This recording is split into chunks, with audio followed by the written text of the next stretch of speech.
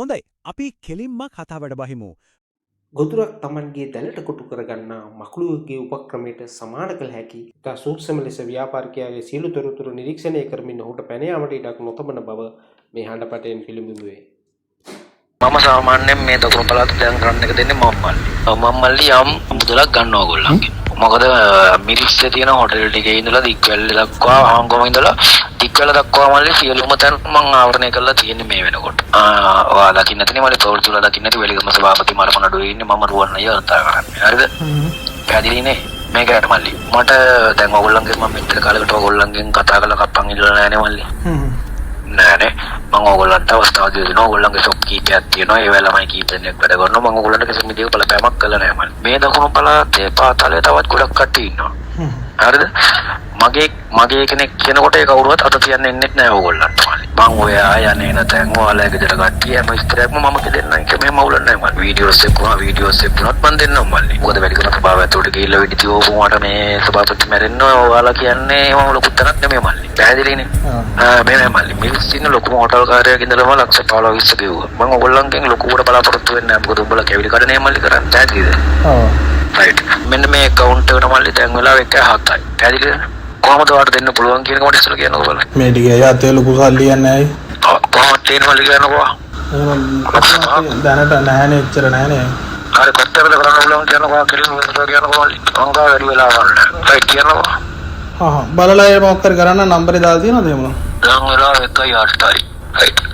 1යි කාලා 1:20 වෙනකොට මේ සල්ලි වැටෙනවා. හරි බලලා නම්බරේ දාලා තියෙනවා මම මොකක් කරන්න. රයිට්. කාට කොහොමද කරන්න පුළුවන් කියන්නකෝ. සරියන් සරිය මියුට් කරගෙන මල්ලි මම පුරුදු කරන්නද නැත්නම් මට පුරුදු කරවන්නද? නෑ මං කියන්නේ ගානක් මොකක් කර තීරණය කරන්න බෑද? මේ මල්ලි 1:20 වෙන කලින් මට මේක වැටෙන්න ඕන මල්ලි. පුළුවන්ද? හරි මං කියන්නේ උත්තර ගන්න දෙන්නම්. මට පොඩි වෙලාවක් ඕන. කොච්චර වෙලා? මට සාමාන්‍ය පැයක්වත් ඕන. මේ කියන්නේ සාමාන්‍ය account number එක මට දාලා තියෙනවා. මට පැයක්වත් ඕන කීයක් මේ කරන්න පුළුවන්ද කියලා බලන්න. මේක මල්ලි එච්චර වෙලා නම් මට දෙන්න බෑ අත්‍තරම කියනවා. මොකද ඕගොල්ලන්ගේ මන් දන්න ඕනේ මල්ලි ඔන්ලයින් තියෙන්නේ. ඕගොල්ලන්ගේ ව්‍යාපාර කරන මන් නොදන්නව පුරුදු වෙන්න ඕනේ මල්ලි මේක මේ කතා කරන්නේ. හරි පොඩි වෙලාවක් දෙන්නකෝ මට මම ආඩ කරලා දැන්. කොච්චර වෙලා? මට පැයක්වත් ඕන පොඩ්ඩක්. පැයක් නම් අමාරුයි මල්ලි. විනාඩි 5ක්. හරි මම බලලා කරලා දෙන්නම්. මට විස්තර ටික පොඩ්ඩක් දාලා තියන්න. රයිට්. හරි වා ගන්න මට විනාඩි 5ක් කොල්ලා. බයක් සැකක් නැතුව මේ විදිහට ක්‍රියාත්මක වෙන්න පුළුවන්කම ලැබිලා තියෙන්නේ. මේ අයට අපි නීතියට උඩින් ඉන්නේ කියලා හිතන විශ්වාසය ගොඩනැගිලා තියෙන්නේ කොහොමද? මෙතනදී තවත් උපක්‍රමයක් ක්‍රියාත්මක වෙනවා. ඒ තමයි පීඩනය. වින්දිතයා කියනවා මට පැයක් දෙන්න කියලා, කප්පම්කරු කියනවා පැයක් අමාරුයි විනාඩි 20න් දෙන්න කියලා. මේ හදිස්සිය මේ ක්ෂණික බව ඒකත් එයාලගේ සැලැස්මේ කොටසක්. මොකද වින්දිතයට හිතන්න කාට හරි කතා කරන්න උදව් ඉල්ලන්න වෙලාවක් නොදෙන තරමට එයා තවත් අසරණ වෙනවා. තරකානුකූලව හිතන්න තියෙන ඉඩ සම්පූර්ණයෙන්ම හැරිනවා. ඉතින් අපි ආයෙත් අර මූලිකම ප්‍රශ්නෙට එනවා. ඇයි මේ අපරාධකරුවන්ට නීතිය ගැන බයක් නැත්තේ? පුදුමයකට වගේ ඒකට උත්තරයට අවශ්‍යයින්ගි මේ හඬපටේ ඇතුළම තියෙනවා. මේක තේරුම් ගන්න ඕනේ මේක තනි පුද්ගලයෙක්ගේ නිර්භීතකම ගැන ප්‍රශ්නයක් නෙවෙයි. මේක සමස්ත ක්‍රමවේදයේම තියෙන හිඩස්. ඒ කියන්නේ ලූප් හෝල්ස් ගැන ප්‍රශ්නයක්. මේ දඬුවම් නොලැබීමේ සංස්කෘතිය ගොඩනැගෙන්නේ කාරණා කිහිපයක් උඩ. පළවෙනි එක තමයි අතීතය කරපු බරපතල අපරාධවලට දඬුවම් නොලැබීන එක. ඒකෙන්ම එයාලට අපිට මුකුත් වෙන්නේ නැහැ කියන ධෛර්යය ලැබෙනවා.